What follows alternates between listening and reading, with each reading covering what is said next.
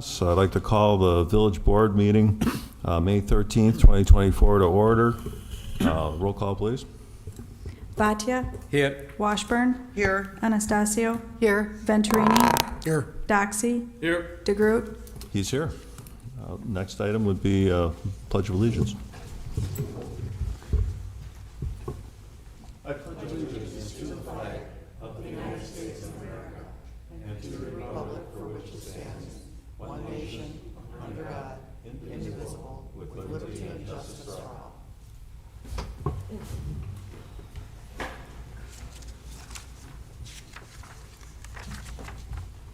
Okay, the next item is public comment. Members of the public are welcome to provide comments on any matter. Please listen for the president to recognize you.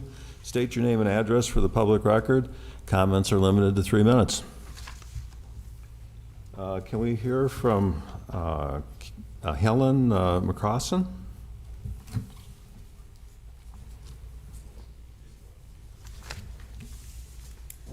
When you get up to the podium, name and address for your record. Helen McCrossan, 7604 County Line Road. I live in the house that's just east of the access road where all the dump trucks have been running up and down. And we would like a fence. There's a lot of traffic that uses that road on the weekends when I know they're not going to work. So we'd like the fence to divide our land so we don't have people getting out of their cars. I don't know what they're doing there. Reading the newspaper, eating breakfast, I'm not sure. But we would like the privacy so nobody wanders into our yard. If we could have a fence on the east side of the road and on the north side. This is the access road? The access road, right, where all the dump trucks have been running. Where they've been dumping in the back by Oaks. Right. We just need some privacy. Okay, thank you for your comments. You're welcome.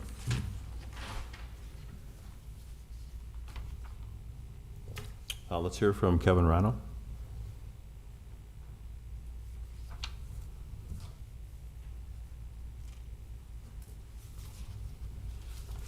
Thank you. Kevin Randall, 5621 First Street, Summers. The proper operation of government requires that public officials be responsible to the people, that public offices and employment not be used for personal gain, and that the public have confidence in the integrity of its government. This is taken from the Mount Pleasant Code of Ethics. I'm going to highlight just a few items that it appears Village President DeGroot may have violated with his actions related to dumping dredging spoil on public parkland for free. Conflict interest is defined as a public official's act or failure to act which could produce a direct or indirect economic or personal benefit for such official or an organization with which he is associated. So not only receiving a payment, but also avoiding a payment. What is the value of a free dump site for undesirable materials? Prohibited conduct. Officials shall not exceed their authority or breach a law or ask others to do so. Due to poor project planning and the lack of waste budget, Mr. DeGroot's contractor dumped illegally on village land. May not use their public position to obtain financial gain or anything of substantial value for the private benefit of themselves. I informed Mr. DeGroot last November that a fair market price to dump elsewhere could cost hundreds of thousands of dollars. May not solicit or accept from any person, directly or indirectly, anything of value or take any action that affects a matter in which the official has a substantial financial interest. He made a direct request to the appeals board to save himself money. This is a board that he himself nominated. Misconduct in office, whether by act of commission or omission, exercising a discretionary power to obtain a dishonest advantage for themselves or another. He failed to submit required written notifications of the conflicts. Using village property in a manner that's prohibited by policy and that causes unnecessary cost, disruption, or damage, or intentionally or unintentionally permitting the use of village property by unauthorized persons. All of the above, whether at triple arm's length or not, he had knowledge and let his contractor dump without a permit. Using property owned by the village for personal gain. All admitted that they dumped on village land specifically to save the HOA money and asked to continue in the spring. Process when a potential conflict arises, and I believe that Mr. DeGroot failed on each of the following. shall not take such action, shall prepare a written statement describing the possible conflict of interest, shall deliver copies of such statement to the immediate supervisor, if any, or in the case of a trustee, deliver a copy of such statement to the village administrator and village board. The village clerk shall cause such statement to be printed in the official proceedings, and such trustee shall be excused from voting, deliberating, and taking any other actions on the matter. Much of this code is based directly on Wisconsin statutes and other ethics and misconduct and office laws. So I suggest that all involved take good notes and preserve them in case the district attorney needs to get involved and questions your actions or lack of actions. Thank you. Okay, let's hear from Michelle Caskey.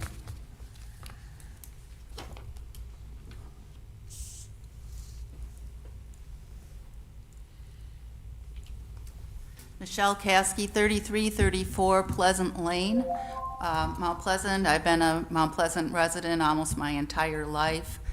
I have several things to say. I'd like to have the EPA come and talk to the town about why they allowed that dumping to occur on KR. Number one, I'd like to hear their opinion about what they think about the contaminants that were in it.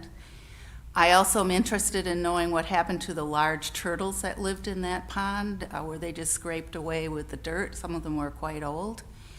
And I also am wondering, I live on the other pond that's on the east side of Lathrop. I have contracted many contractors to try to scrape the scum off of our pond, and we can't find any place to dump it. So I'm assuming that I can come out and have them just go right to that park that you're dumping your stuff on. It's only fair. I can't speak for what you have or haven't done. Okay, well, I'm just going to tell you I'm going to make an effort to do that, so thank you.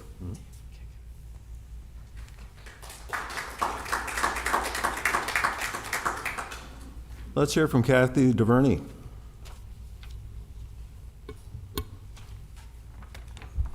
Hi, Kathy DeVerney, 5602 First Place Summers. As a follow-up to the discussion of the special committee of the whole meeting, April 29th, here's what I see.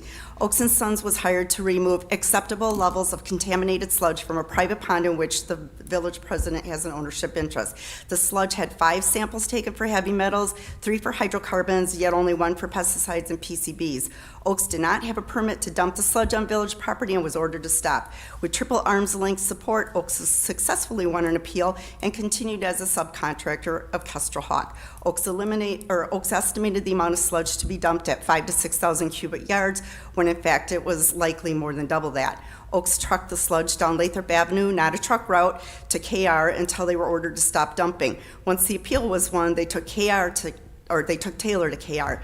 Mr. Oaks stated that his street sweeper always used water to help curb dust and that the water must have run out by the time they got to KR. According to a few people near the pond, no water was used there either. The PVLA's outline of the project states that removed lake bed material would be used to regrade the shoreline around the lake, when in fact the fill was brought in from Schulte School. A representative from the HOA asked why we kept referring to the lake as being private and stated the public can use the lake. Why then are there 2 signs along the lake that say private property? In addition, the HOA gained close to an acre of green space when they filled the wetland area in along Country Lane and took away any access point the public might have. The sludge from the private pond was dumped on Mount Pleasant land at no expense to the HOA. Trustee Washburn acknowledged that the village doesn't charge to have clean fill brought in as long as the dumper goes through the proper channels. What she didn't say was that up until now, the only fill brought in came from village projects. Questions we all should be asking, including you, the village trustees. It would seem that Oaks & Sons found multiple ways to circumvent the system. Is this the company you trust to finish the job? Why was only 1 test taken for pesticides and PCBs? Who's responsible for the oversight as to how much sludge was actually dumped compared to what the permit allowed? Who orchestrated the appeal process? Should DeGroot have even been in the room, given he had a personal interest in the outcome? Why did Oaks stop using Lathrop Avenue after the appeal? Why did Oaks bring fill from Schulte when they had 12,000 cubic yards to bring back from the dump site? Did the village just set a precedence by allowing a private source to dump their waste on village property for free? Most importantly, what is to be done to contain the waste so the runoff doesn't impact the drainage pond that empties into the Pike River? The silt fences are laying in the weeds, and during last week's heavy rains, a literal stream of sludge ran directly into the pond that empties into the Pike River. I'd also like to take a moment to clarify a comment I was quoted as making to the Wisconsin Examiner in the course of a 15-minute conversation in which I was discussing my personal thoughts. I said Mr. Groot was like, oh, hey, I know where I can dump this. So it was completely taken out of context. However, in my opinion, DeGroot had his 10-foot triple arm's length hands over this whole project and then hung his contractor out to the dry when the sludge hit the fan.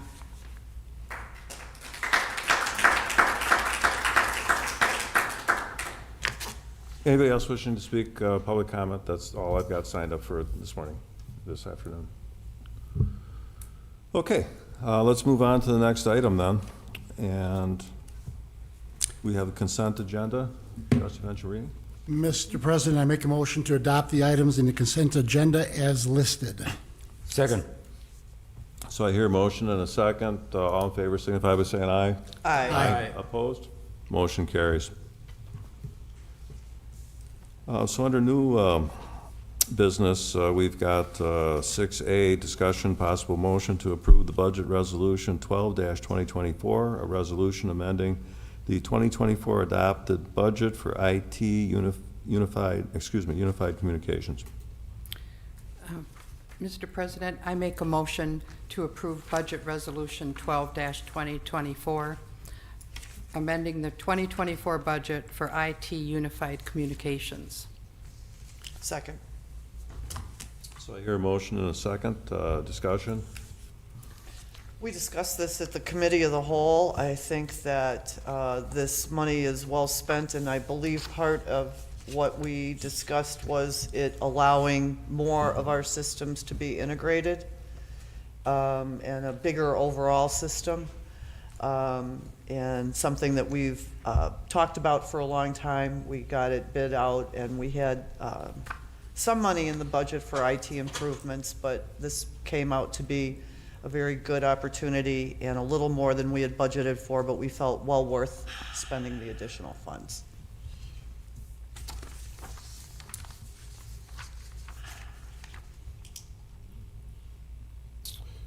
That's all I got. Okay. That's all I got. Okay, so in that case, regarding budget resolution 12-2024, need a roll call on that? Bhatia, Yes. Washburn, Aye. Anastasio, Aye. Venturini, Aye. Doxy, Aye. DeGroot. Aye, motion carries.